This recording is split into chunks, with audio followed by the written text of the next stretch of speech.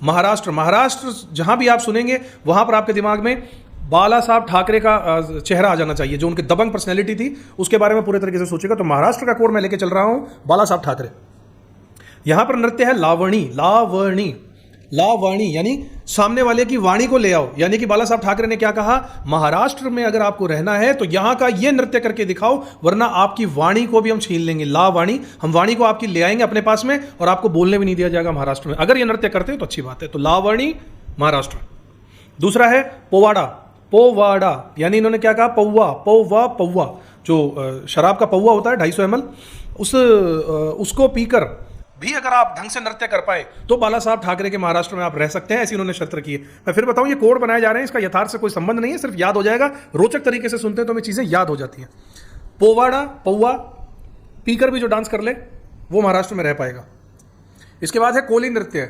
विराट कोहली, विराट कोहली को भी महाराष्ट्र में हीरोइन अनुष्का शर्मा से शादी करने की परमिशन तब मिली जब उन्होंने अपना डांस कर कर दिखाया, जो महाराष्ट्र वालों को पसंद आया, इसलिए बाला साहब ठाकरे ने अनुमति दे दी।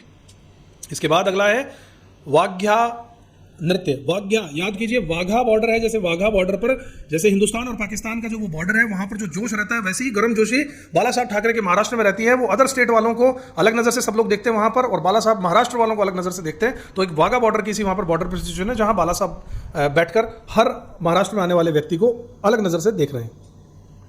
इसके बाद में मुरली नृत्य है। वाघा मुरली एक्चुअली एक शब्द है। तो मुरली नृत्य का है, अगर कोई महाराष्ट्र से बाहर का यहाँ आया और उसने कुछ गलत बात की तो बाला साहब ठाकरे का कहना है कि हम उसकी मुरली बजा देंगे।